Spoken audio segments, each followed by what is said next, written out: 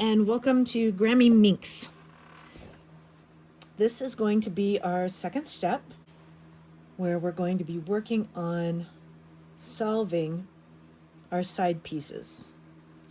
So at the end of the last video, we talked about how this middle piece does not move. And because the middle piece doesn't move, it's going to determine how we line up the top and the bottom. All right. So again, this is just a big kind of hide it and go seek game. You'll find lots of people start with finding the white pieces first, which is fine. I guess we can do that. And notice here, I've got a red and a white. And here I have a white and a red. So if I just simply rotate this one over, notice they're not going to match up. So I'm going to need to change one of them. And so in this case, because this one's on top, it's actually easier if I rotate the face. So how we rotate one of these sides to flip it upside down is the same way that we did with the 4x4. We're going to move it to the back, take the back, pull it up, take the top, bring it toward us, and then bring it back down. So now when I rotate this over, they're going to line up. So I'm going to rotate those top rows. Now, it's also similar to how the 4x4 was. When I rotate this up, I am going to want to change this, or replace it with something that I don't mind breaking up. And so what you're going to see here is, because there's two greens and one red, what it tells us is these two green pieces are going to stay together. The one that's clicked on the red is going to get moved, which is fine.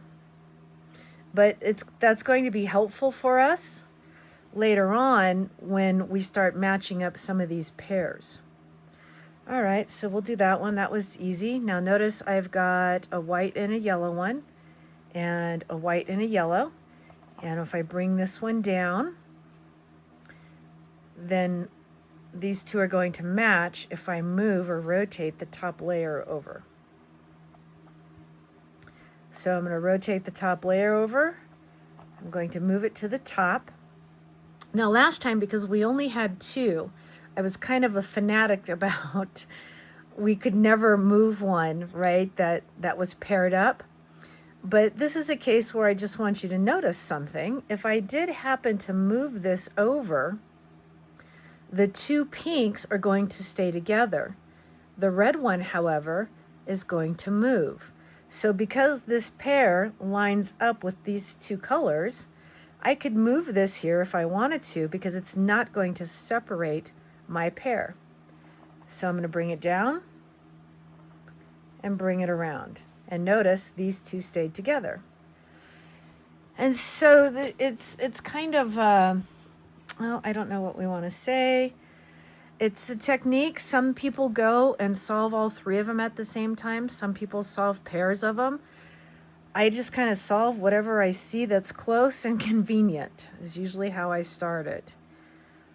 Except for I always solve something with the middle one. Okay, I don't solve the two edges. I only solve them if I can match the top or the bottom to a middle piece. So I don't know. Am I seeing anything? Okay, here's a white and purple. Here's a white and purple. So if I rotate this way and down, notice I'm going to have to change one of the faces because this line of movement would come down here. But it doesn't matter because this color, if I rotated it around, is not going to match up. So I'm going to bring that back up.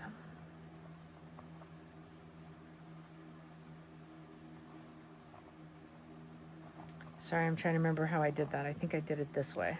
Okay. But now if I rotate it over here to this side, and one more time, and then bring it down, Notice this is on the top, and when this follows this line of transport, or whatever you want to call it, it's going to match up on this side. So I'm going to rotate it this way. I'm going to bring it up. Notice this is the piece that's going to get moved once I change.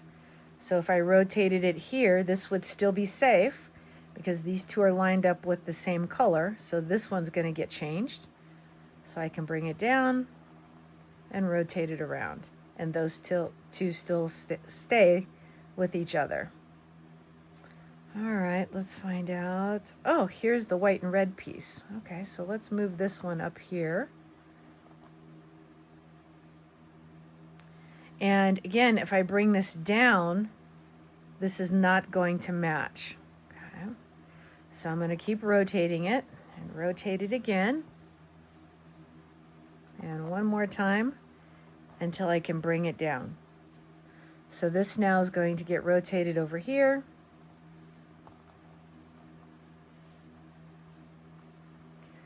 I'm going to move it up. I'm going to turn this one around. These two are going to stay together. This one's going to get moved when I bring it down and bring it around. I do want to take a moment to remind you, if you recall, at the end of the Master Gigaminx, when we were solving the last 3 edges. Now, granted, we only had 2. But when I took this one and moved it over here, we talked about if these 2 matched up, then when I rotated it, right, it would come back here. Now, this is close, but not quite. And let me just show you what I mean, because these 2 don't match. If I bring it over here and I push it up, I move it over, I bring it down, and I bring it back, notice they don't match up, okay? So that's not exactly, let me put it back over here. It's not exactly, perfect if these 2 aren't matching up, okay? So we would need this one to have the same colored face in this same position. All right, so just something to think about, which means then that this isn't actually the right piece to fit back over here, because this piece actually would belong down here. So if I could find the other one, I bet if I brought the other matching pony up here that was pink and red, then this red piece would be facing down just like this, and then I could do that swap. So I found the other red piece and I moved it up to the top, and now I'm going to rotate it around. Now notice how these 2 match up. When I rotate the top around, I push it up, I bring this around, I bring this down, and notice now, when I flip this over, this will match up. So as you're going through these, if you want a little bit more of a challenge, then try and find, when you move a piece back, right, when you fix it, when you move this one over so that you can keep your solids, see if you can't in fact find one so that when you flip it back, you're going to get a matching pair. It's kind of like doing 2 steps in one. You don't have to do it. It's just some food for thought. Now here's an example if I'm going the other way, because I don't think I covered this last in the Master Gigaminx, because I thought it might be just a little bit too much for everything that we were working on then. Now this time I'm going to take this piece and move it over here, and then this side's going to get flipped up. Well, if I look at this piece, look at now, it's still on the opposite side. Before we had the center over here and the matching piece here, So if our middle that we want to flip back and match is on the right-hand side, then its matching piece has to be on the upper left. So let's just take a quick peek and see if this works. So we're going to flip it over. I want to make sure that that doesn't get kicked down. I'm going to bring that up. I'm going to bring it over and bring it down. And now when I replace that, that's how we get them to match up on the right-hand side. So I don't always have to line everything up on the left-hand side. Again, just a little something if you want just like an extra little, piece to look for while you're doing it. It's a great little tool to kind of help you find and match up pairs maybe a little bit quicker. I think that at this point, you can go through and continue to solve these side pieces. I don't know that I need to make a video on all this. I would think by this point we would have plenty of practice. But I will do it and pick back up on the sides when we get to, I don't know, probably the last 4 or 5 on my cube. Then I will pick this back up. All right, I know you all have been working very hard on solving all of your sides. And I just want to give you a few of insights that I have discovered solving these cubes. At a certain point, you're going to want to begin to center whatever it is that you have left around one particular color. And I usually tend to pick gray because gray is the last face that I did, and it's just kind of my go-to color.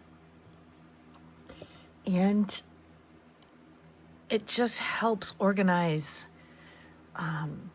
where these pieces are, because I can't tell you how many times I have found where I wanted to move one over and then I went to go find, another piece to go with it, and then I've lost it. And so for me, sometimes it's helpful if I move things, even though it takes, a few extra steps, if I move them up to gray, and then I can keep track of them. Because then I know whatever other piece that I need to bring, I just need to get it up to the gray face.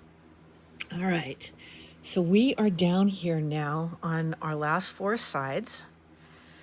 And again, when we were talking about the 4x4, when we go to solve this next side, we want to make sure that we only solve one, that we don't end up accidentally solving 2, all right? So if I move this purple and blue over to here, notice this color, this green and pink, is going to get moved here, which means that's not going to be solved. This is not going to be solved, and then this one is not going to be solved, hopefully. Okay, so here we go.